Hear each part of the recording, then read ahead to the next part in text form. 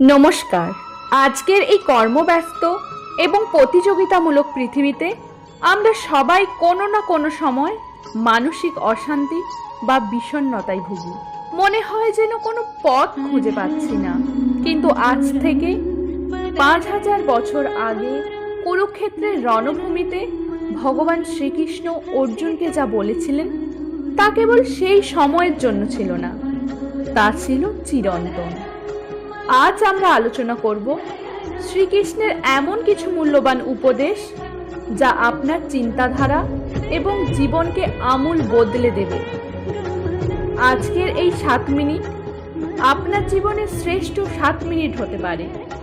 শান্ত হয়ে বসুন এবং অনুধাবন করুন।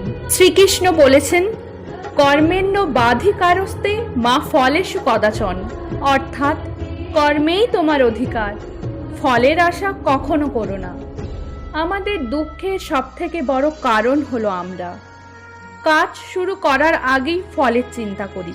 যদি আমরা পড়ার সময় পরীক্ষার ফলের কথা ভাবি তবে পড়াশোনায় মন বসে না। যদি ব্যবসার সময় কেবল লাভের কথা ভাবি তবে গ্রাহকের পরিষেবায় ঘাটতি পড়ে। শ্রীকৃষ্ণ আমাদের শেখান, তোমার পূর্ণ মনোযোগ দিয়ে বর্তমানে কাজ করো, ফলের ভার ভগবানের ওপর ছেড়ে দাও। যখন তুমি আসক্তি ত্যাগ করে কাজ করবে তখনই তুমি প্রকৃত সফল হবে। রাগ হলো নরকের দরজা। ভগবান শ্রীকৃষ্ণ অর্জুনকে শিখিয়েছেন যে অতিরিক্ত ক্রোধ মানুষের বিচার বুদ্ধিকে নাশ করে দেয়। যখন মানুষ রেগে যায় তখন সে হিতাহিত জ্ঞান হারিয়ে ফেলে এবং এমন সব সিদ্ধান্ত নেয় যা তার সারা জীবনের কষ্টের কারণ হয়ে দাঁড়ায়।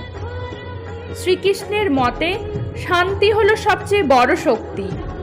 যদি কেউ আপনাকে অপমান করে বা আপনার সাথে খারাপ ব্যবহার করে তবে শান্ত থাকুন। আপনার নীরবতা তাকে আপনার রাগের চেয়েও বড় শিক্ষা দেবে।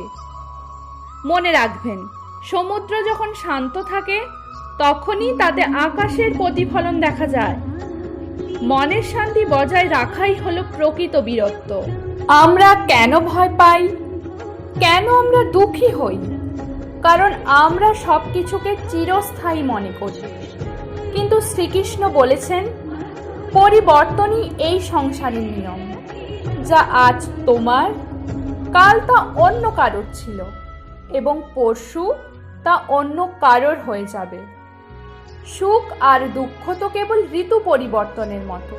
শীত যেমন যায় এবং বসন্ত আসে, তেমনি আপনার জীবনের খারাপ সময়ও চিরস্থায়ী নয়।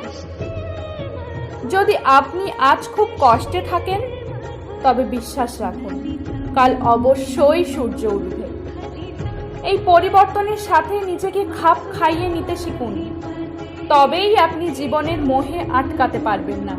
মানুষ তার বিশ্বাসের প্রতিরূপ। শ্রীকৃষ্ণ বলেছেন, তুমি নিজেকে যা মনে করো তুমি ঠিক তাই হয়ে ওঠো। যদি তুমি নিজেকে দুর্বল মনে করো তবে তুমি দুর্বল হবে। আর যদি তুমি নিজেকে ঈশ্বরের প্রদত্ত ক্ষমতার অধিকারী মনে করো তবে তুমি অজেয় হয়ে উঠবে। অর্জুন যখন ভয় পেয়ে যুদ্ধ করতে অস্বীকার করেছিলেন, কৃষ্ণ তাকে তার শক্তির কথা স্মরণ করিয়ে দিয়েছিলেন। আমাদের প্রত্যেকের ভেতরেই একজন অর্জুন আছে। প্রয়োজন শুধু নিজের ভেতরকার সেই সাহসকে জাগিয়ে তোলা। আত্মবিশ্বাসই হলো সাফল্যের প্রথম ধাপ। ভগবান শ্রীকৃষ্ণ বলেছেন, সমস্ত দুশ্চিন্তা ত্যাগ করে আমার শরণাপন্ন হও। এর অর্থ এই নয় যে আপনি কাজ করা ছেড়ে দেবেন। এর অর্থ হলো কাজ করার পর বাকি সব কিছু ঈশ্বরের হাতে সঁপে দিন। যখন আপনি বিশ্বাস করবেন যে আপনার সাথে পরমাত্মা আছেন তখন পৃথিবীর কোনো পরিস্থিতি আপনাকে বিচলিত করতে পারবেন না। শরণাগতি মানে অলসতা নয়, বরং এক পরম শান্তির ছায়া তলে থাকা। বন্ধুগণ, শ্রীকৃষ্ণের এই বাণীগুলো কেবল একটি ভিডিওর অংশ নয়, এগুলো জীবনের সূত্র। যদি আপনি প্রতিদিন অন্তত একটি বাণীও পালন করেন তবে দেখবেন জীবন কতটা সহজ হয়ে গেছে। আজকের এই বাণীগুলো আপনার কেমন লাগলো তা কমেন্টে অবশ্যই জানাবেন। আর শেয়ার করে অন্যদের জীবনও আলোকিত করতে সাহায্য করুন। ভালো থাকুন, সুস্থ থাকুন। রাধে রাধে।